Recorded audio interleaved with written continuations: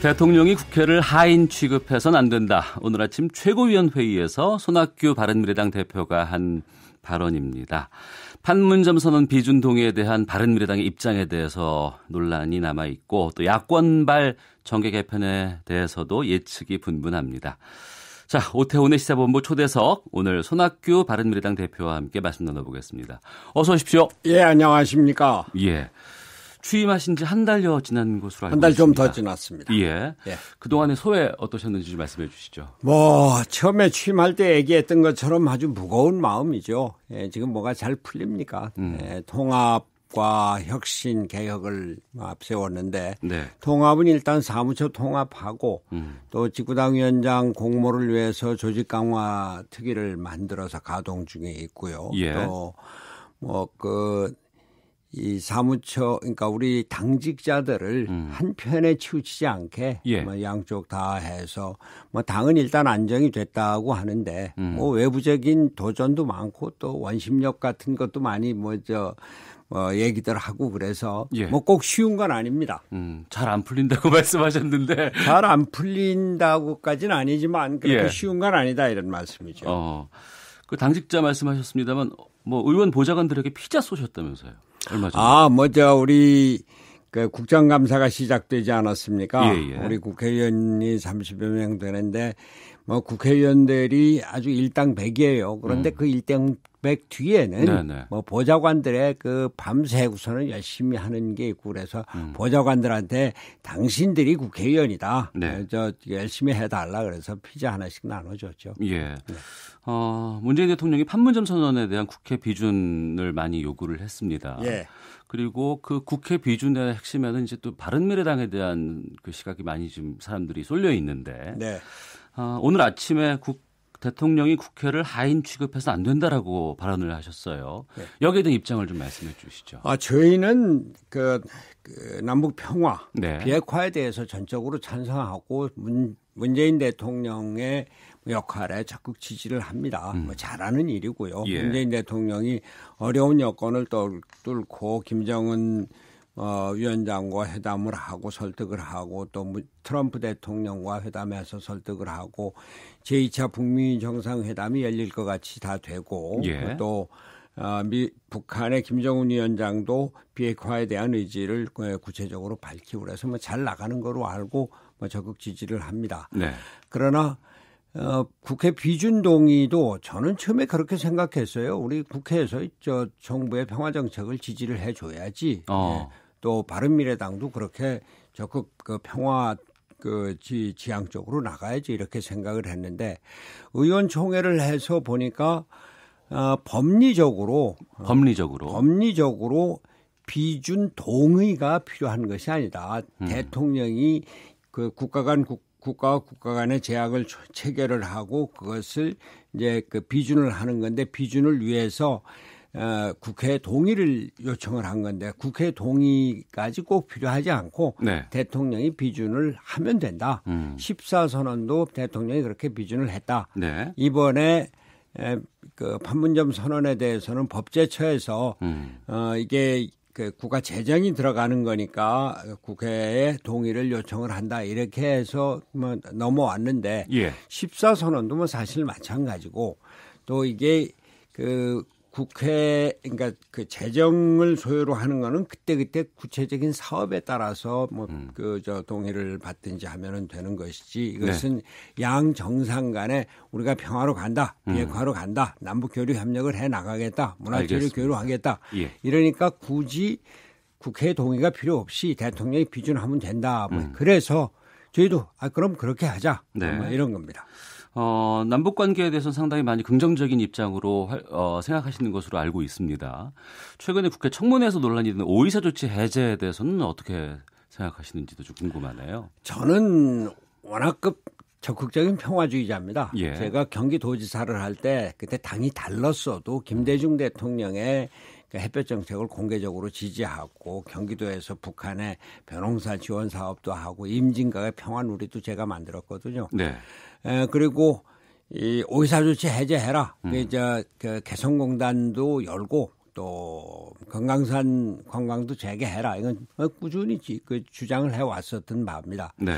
그러나 이제 정부에서는 이것을 시행해 나가는데 주변 여건을 봐야죠. 예. 지금 북한의 그 핵무기 또 뭐 ICBM 이것으로 유엔 제재 결의가 아주 강력하게 걸려져 있지 않습니까? 근데 오이사 조치 해제가 미국과 국제사회의 그 북한에 대한 제재와 뭐 아주 긴밀하게 연관이 돼 있는 거란 말이죠. 네. 그러니까 정부의 책임자가 얘기를 할 때는 이것에 대해서 심각하게 고려를 하고 미국하고 협의가 됐으면은 뭐 되는 거죠. 저는 강경화 장관이 그런 얘기를 해서 미국하고 얘기가 잘 되고 있나 이렇게 생각을 했어요. 근데 미국에서 뭐 저 폼페이오 장관이 화를 냈다고 하고 드디어 트럼프가 그건 우리 승인 없이는 안 되는 거다 이렇게까지 얘기를 해서 뭐 국가적으로 좀 그 어려운 경우. 그 승인이라는 그 단어 선택에 대해서는 어떻게 생각하세요? 저는 그건 뭐 맞지 않다고 생각을 합니다. 예.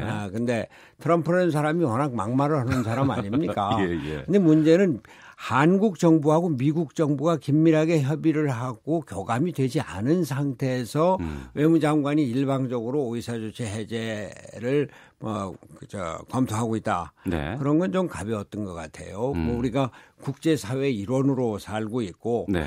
우리 대한민국 정부로서는 남북 교류가 빨리 열리고, 우리 경제 기회가 북한에 열리고, 뭐 이랬으면 얼마나 좋겠습니까? 그런데 네. 국제적인 제재 속에서 한 발자국도 못 나가는 게 있잖아요. 그래 그것을 해제하기 위한 사전 조치를 좀 더 진지하게 해야죠. 네. 최근에 바른미래당 쪽에서는 특히 이번 국감에 대해서 정부의 이제 경제 정책에 대한 여러 가지 것들을 좀 타겟으로 좀 삼은 모양으로 좀 제가 알고 있습니다. 맞는지요? 어떻게요? 국감에서 현 정부의 경제 정책에 대해서 여러 가지 타겟을 좀 삼으신 것으로 알고 있습니다. 지금 문재인 정부가 남북 관계는 잘 하고 있는데 뭐 아까 잠깐 좀 빗나갔습니다만 뭐 하인 취급을 한다 이러는 게 잘 나가면 잘 나갈수록 국회하고 같이 갈 생각을 해야 하는데 네. 우리가 잘 나가는데 니 왜 안 따라줘? 그러고선 대통령이 이제 국회를 비난하는 쪽으로 얘기를 했단 말이에요. 예. 지난번에 그 판문점 회담 갈 때도 그 청와대에서 그 국회의장하고 당대표들 같이 가자고 그러지 않았습니까? 맞습니다. 근데 그거는 뭐 국제의전상 그런 게 있을 수가 없는 거고요. 근데 따라가지 않았다고 협조를 안 하는 것 같이 얘기를 하더니 네. 이번에 국회 비준동의안 좀 빨리 처리하지 않는다고 국회를 아주 작심 비판을 했단 말이에요. 근데 국회라는 게 우리가 지금 냉전 체제를 50년 살아왔고 우리나라 국민의 많은 사람들이 보수 체제에 속해 있고 보수 정당이 있고 그런데 이것을 안고 갈 생각을 해야지 갈라쳐서 너희 반대? 그럼 우리가 가고 너희는 비난받아. 이렇게 아랫사람 취급해서는 안 된다 이 얘기입니다. 네. 안고 간다고 말씀하셨는데 그러면 어떻게 하는 것을 바라시는지 말씀해 주세요. 예. 그 판문점 선언은 말이죠. 지금 어차피 정부에서 시행해 나가고 있어요. 그 도로 연결하고 철도 연결 뭐 예비 조사한다고 그러지 않습니까? 그거는 엄격하게 얘기하면은 남북 간에 합의를 했어도 국회 비준 동의가 그러니까 그 정부 말대로라면 동의가 없는데 그렇게 해 나가고 있는 거 아닙니까? 실제로는 남북 관계는 그 한민족의 특수한 관계로 남북 그 정상이 선언하고 실제로 시행을 해 나가는 거니까 그렇게 나가지 왜 반대하는 사람들이 있고 그런데 그걸 굳이 동의를 받아야 되느냐 이런 얘기입니다. 여하튼 그런데 경제는 정말 뭐 제가 어디서도 얘기했습니다. 빵점입니다. 빵점. 오늘 그 고용지표가 4만 5천 개 올라갔다고 합니다. 그 7월 달에 5천 개 늘고 8월 달에 3천 개 늘고 이번에 혹시 마이너스가 되지 않느냐 이런 우려까지 있었습니다만 저는 뭐 실제로 그렇게 생각지는 않았어요. 우리가 1년에 일자리 느는 게 한 30만 개 안 돼도 20만 개는 되는데 근데 그 1년 동안에 5천 개, 3천 배밖에 안 들었으니까 뭐 대단히 놀라운 거였는데 여하튼 그게 일자리 예산 54조를 책정을 해서 지금 한 50조 가까이 썼을 겁니다. 며칠 전에도 대통령이 SK 하이닉스 청주공장에 가서 일자리위원회를 거기서 열고 일자리 만들어라 이랬단 말이에요. 오늘 어느 신문 보니까 알바 일자리만 3만 개 늘었다 얘기해요. 그러니까 임시적인 거. 일자리위원회에서 각 부처에다가 이제 막말로 조지니까 그냥 억지로 일자리 만드는데 일자리 기업이 만드는데 말이죠. 그래서 이런 그 경제 정책의 기본 구도가 잘못됐다. 기본 철학이 잘못됐다. 네. 소득주도 성장이라고 하는 이런 구도가 잘못됐고 최저임금의 급격한 인상이 이 그 중소기업 자영업자 그 소상공인 뭐 이런 사람들 아주 망하게 만든 거 아닙니까? 소득주도 성장 정책에 대한 것을 전면 폐기해야 된다 이런 전면 입장이신가요? 폐기해야죠.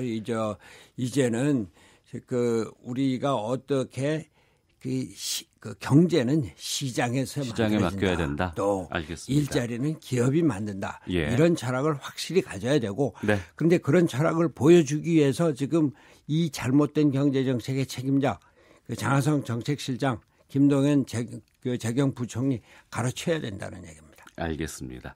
자, 손학규 바른미래당 대표와 함께 말씀 나누고 있는데요. 진보적 의원, 개혁적 보수 의원이 바른미래당에 섞여 있고 흔히 말하는 안철수계, 유승민계의 화학적 결합이 잘 되지 않는다. 이런 평도 있습니다. 바른미래당의 정체성에 대해서 좀 말씀을 좀 해주시면 좋을 것 같습니다. 저는 바른미래당이 지난번 통합을 할 때 사실 껍데기 통합이었습니다. 호남 지지가 다 빠져나가고 영남에서도 몇 사람 남지 않고 뭐 이래갖고선 껍데기 통합인데 지난 지방선거로 완전히 빈털터리가 됐습니다. 예. 그럼에도 불구하고 제가 당 대표로 나선 거는 좌우 보수 진보 영남 호남 통합의 그 가느다란 희망의 불씨가 거기 있다 얘기예요. 예. 이 불씨를 살려보자. 그 우리가 왜냐하면은 중도 개혁의 길이라고 하는 것이 제3의 길로 우리한테 이제 새로운 정치의 길이 나타나고 있다라고 하는 겁니다. 네. 자 보세요. 우리 정치 지형이 왼쪽으로 좀 이동을 했습니다. 그래서 정의당이 꽤 높아지고 예. 더불어민주당이 튼튼한 뭐 일당이 되는데 그 우측이 뭐 질이 멸렬이에요. 지금 뭐 자유한국당에서 보수를 뭐 이렇게 쇄신한다 뭐 이러는데 네. 자유한국당이 어떤 정당입니까? 박근혜가 만든 당이고 박근혜를 만들고 박근혜를 탄핵 구속시킨 정당입니다. 네. 이 반성해야 될 그리고 다음 총선에는 그 자유한국당은 이제 없어져야 될 정당입니다. 거기를 그냥 지금의 현재 보수, 과거의 보수, 냉전적인 보수 이렇게 해나가면 우리나라 정치가 없고 개혁적인 보수와 합리적인 진보가 새롭게 중도 개혁 세력으로 통합을 해서 또 하나의 제3세력으로 만들 때 네. 더불어민주당이 왼쪽에 있고 그 오른쪽에 개혁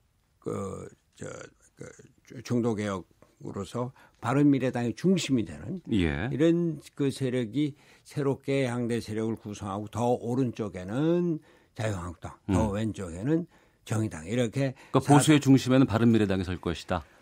보수의 그 보수라는 표현을 지금 써서는 안 된다 얘기입니다. 네. 보수라고 하면은 그건 자유한국당이 저쪽 보수 우파 수구 보수 냉전 보수로 가는 것이고 예. 중도 개혁의 새로운 길을 열어가야 된다. 그걸 바른미래당이 자임하겠다 얘기입니다. 네, 알겠습니다. 자유한국당의 지금 조강특위 구성에 대해서 여러 가지 관심들이 쏠리고 전원책 위원의 경우에는 보수 통합을 통해서 바른미래당 사람들을 많이 만날 것이다. 뭐 이런 입장도 좀 전달한 것 같거든요. 거기에 대해서는 어떤 생각 갖고 계십니까? 전원책 변호사 저도 개인적으로 잘 알고 훌륭한 분이고 잘 하시겠죠. 네. 다만 지금 자유한국당의 보수를 쇄신한다. 그건 좀 아까 말씀드린 대로 그거는 박근혜 보수, 수구 보수, 냉전 보수의 재결집밖에 안 되는 것이고, 예. 그런 면에서 보수의 그가 지금 바른미래당 사람들을 접촉을 한다고는 우리 바른미래당의 국회의원들 바른정당 출신도 네. 그 과거에 새누리당에서 이건 안 되겠다 해서 나왔던 분들 아닙니까? 예. 보수를 개혁하자고 나왔던 분들인데 지금 전원책 변호사가 하는 분은 보수 몸집 불리기에만 관심이 있는 겁니다. 네. 그 몸집 불리기가 과연 무슨 보수가 되겠어요? 결국은 싸우고 좌우 보수 진보가 싸우는 갈등의 정치의 연장밖에 안 되고 네. 그래서 그건 말이 안 된다 이런 얘기입니다. 네. 직접적으로 좀 여쭤보겠습니다. 그 보수 쪽에서 이제 차기 뭐 대권에 대해서 이제 유승민 의원 같은 경우가 예. 항상 거론이 되고 있지 않습니까? 예, 예. 자유한국당 쪽에서 많이 노리고 있다라는 얘기가 들리는 것 같은데 거기에 대해서는 어떻게 생각하세요? 글쎄 유승민 의원이 뭐 그 바른미래당을 만든 분입니다. 네. 또 지난번 대통령 선거 때 나와서 개혁 보수의 그 깃발을 높이 들고 그래서 상당한 표도 얻었던 분입니다. 네. 합리적이고 우리나라 미래를 생각하는 분으로 지금 그 수구 보수 이쪽으로 들어갈 생각은 하지 않을 겁니다. 그 유승민 그 후보를 우리가 보수하니까 와서 해라. 그 사람들이 유승민 후보에게 당장 무슨 그 후보를 줄 것도 아니고 또 유승민 후보가 그렇게 호락호락한 분도 아니고 예. 정말 말도 안 되는 소리라고 봅니다. 어제 아침에 그 김어준의 뉴스공장에 박지원 그 평화당 쪽의 의원이 그런 말씀을 하셨어요. 뭐냐면 정계 개편이 시작될 때는 손학규 대표가 가장 먼저 나설 것이다라는 얘기를 하셨는데 거기에 대해서 뭐라고 좀 말씀 좀 해주시죠. 제가 그 당의 대표로 나설 때 예. 우리 이런 양당 구조의 그 대결 정치, 극한 대결 정치는 이제 불식돼야 된다. 그래서 새로운 정치 제3의 길로 나서고 그것이 중도 개혁의 통합 정치고 바른 미래당이 그 기초를 쌓겠다. 네. 거기에는 개혁 보수 또 합리적인 진보가 다 함께 갈 것이다. 그러한 정치 구조개 그냥 단순한 정계 개편이 아니라 예. 소위 인위적이고 공작적인 정계 개편이 아니라 정치 구조 개혁을 추구하겠다. 이렇게 얘기를 하고 그 뜻을 갖고 나왔습니다. 네. 지금도 그렇게 할 생각이고요. 뭐 박지원 대표께서 그걸 보셨다고 하면은 뭐 바른 말씀이고 예. 우리나라 정치 구조가 이제는 바뀌어야 됩니다. 예. 우리가 그 영남 호남의 대결로 또 보수 진보의 대결로 지금 계속 뭐 정치 그러면 일반 국민들 싸우는 거 이렇게 알고 있지 않습니까? 예. 그냥 단순히 싸우는 것이 아니라 옳은 것은 옳고 그른 것은 그른 것. 이를테면 한반도 평화의 길은 옳은 거니까 우리가 추구를 하고 그러니까 그 문재인 정부의 평화 정책을 지지를 하고 예. 그러나 문재인 정부의 소득주도 성장이든지 이런 그 우리 그 혁신 성장이라고 말하지만 새로운 성장 동력을 발굴하는 데 아무런 노력을 기울이지 않는 것 이런 건 반대하는 그러니까 옳은 길을 찾아가는 것이 중도 정치의 모습이다 이런 겁니다. 예. 김병준 자유한국당 비대위원장 이 김병준 후보의 성공 가능성은 어떻게 보세요? 글쎄 지금 좀 말씀 좀 드리기 뭐합니다만 좀 헤매고 있잖아요. 예. 처음에 국가주의에 대한 비판을 얘기하고 뭐 그랬습니다만 국가주의를 국민들이 뭔지 어떻게 압니까? 그러다가 인적 쇄신 안 한다고 그러다가 인적 쇄신 하겠다고 그러고 본인이 하지도 못하고 그 전원책 변호사 불러들이고 전원책 변호사도 지금 제 입장이 그냥 그 일관되게 제대로 나가지 못하고 하루는 이랬다 하루는 저랬다 그러지 않습니까? 그것이 네네. 자유한국당의 모습이다 이 얘기입니다. 그냥 보수를 그냥 한꺼번에 모으려고만 하니까 뭐 막말로 어중이 떠중이 다 그냥 모여라 그래 갖고는 안 된다 이 얘기죠. 예, 국민의 지지가 상당히 좀 많이 보수 쪽에서 멀어졌습니다. 그리고 그러니까 제가 말씀드린 대로 우리나라 정치 지형이 왼쪽으로 상당히 이동을 했고 네. 거기서 오른쪽이 지리멸렬했는데 그냥 보수 갖고 재결집을 하려고 해서는 안 되고 새로운 세력으로 제3의 중도 개혁 세력이 이 중심이 돼야 된다. 그걸 저희 바른미래당이 중심을 잡겠다. 그 얘기입니다. 알겠습니다. 이번 연말이나 내년 초 정도가 이제 야당 특히 제3당의 체제를 개선하고 이제 존재감을 부각시킬 수 있는 중요한 시간이 되지 않을까 싶습니다. 바른미래당의 대표로서 앞으로 그 새로운 길에 대한 그리고 이제 새로운 그 지지를 얻고자 하는 그런 열망들이 있으실 것 같은데 각오 좀 듣겠습니다. 저는 그 말씀드린 대로 새로운 정치의 중심을 만들겠다는 생각으로 나섰습니다. 네. 그게 어디 쉽습니까? 더군다나 뭐 내용도 제대로 갖추지 못하고 그러나 그 국민들이 싸우지 않고 옳은 길을 찾는 새로운 정치 세력 그러면서도 앞으로 열릴 다당제 합의 정치의 새로운 중심을 이룰 정당에 대한 기대가 있습니다. 네. 그걸 제가 하겠다고 하는 겁니다. 지금은 어렵지만 당을 그 물리적인 화합에서 화학적인 결합으로 결합을 시키고 내부적인 혁신을 통해서 다음 국회에 나가서 당선될 사람으로 지구당 위원장을 채우고 예. 그렇게 해서 우리나라 미래를 보는데 특히 그 민생을 중심으로 한 경제 정책을 제대로 내놓고 평화의 길을 찾고 하면은 그러면은 연말에서 내년 초가 되면은 바른미래당이 뭐 좀 해보려고 하네. 네. 하면서부터 관심을 갖게 되면은 그때부터 사정이 바뀔 겁니다. 목표 지지율 얼마로 예상하세요? 저는 지지율에 대해서는 제가 처음에 이번 당대표 나설 때도 그렇고 수락연설에서도 우리는 지지율에 연연할 여유가 없습니다. 알겠습니다. 우리가 통합하고 개혁하는 데 힘써야 합니다. 그렇게 말씀드렸습니다. 알겠습니다. 자, 지금까지 바른미래당의 손학규 대표와 함께 말씀 나눴습니다. 오늘 말씀 고맙습니다. 예, 감사합니다.